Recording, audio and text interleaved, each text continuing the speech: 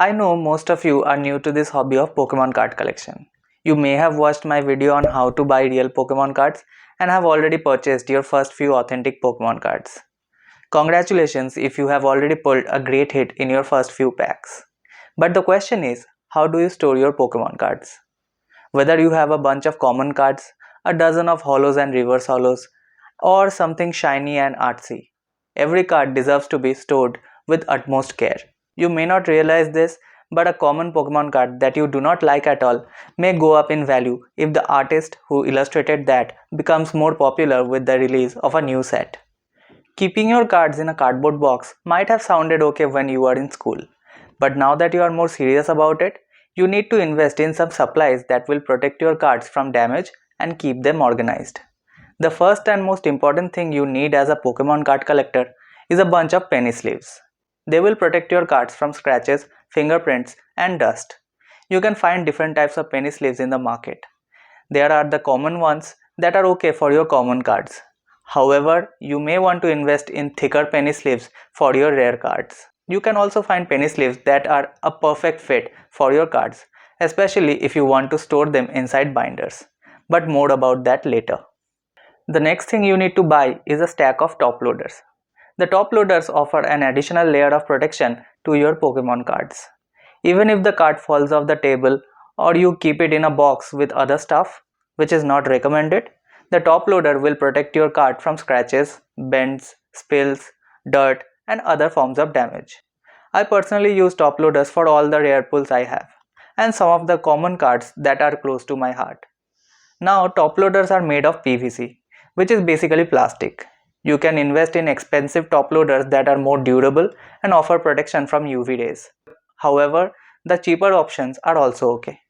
Lastly, you need to buy binders to store all your Pokemon cards in an organized manner. Like the other two items discussed earlier, binders also come with different features and offerings. Firstly, you need to choose between a 4-pocket and a 9-pocket binder. The choice is completely up to you. Apart from the number of pockets, you also need to look at the hinge of the binder.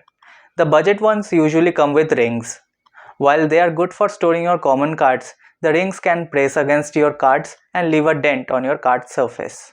I have a ringed binder that I bought from Amazon. The quality is good and I still keep my common cards there. However, if you want to protect your cards from any kind of damage, you should invest in these binders that have properly stitched sheets. Finally, you can choose between binders with zippers or with an elastic band. I personally prefer binders with zippers as they better protect your cards. If you have the choice, go for side-loading pockets. They keep your cards from falling out of the binder if you are moving while holding the binder upside down. Now, you can put your cards inside these binder pockets without a sleeve. However, I prefer using the perfect fit sleeves before putting them inside a pocket. While you can store your rare cards inside these binders after sleeving them, the best way to store your rare pulls is by using a top loader binder. Yes, those things exist. They help you showcase your cards, keep them organized, and save them from damage. Now, there are some do's and don'ts you need to follow. First of all, always hold your raw cards with clean and dry hands. You do not want to transfer any residue of food or dirt on the card. Always sleeve your card after you pull them from a pack.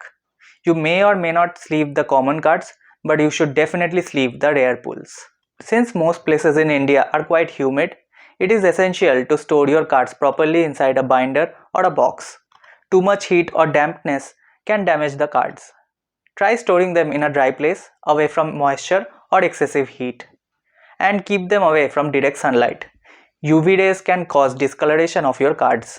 Any damage or discoloration of the card can affect its value significantly, no matter how rare the card is. If you do not know what rarity your card belongs to, here's a video that you may want to watch next. Click on it and I will see you there.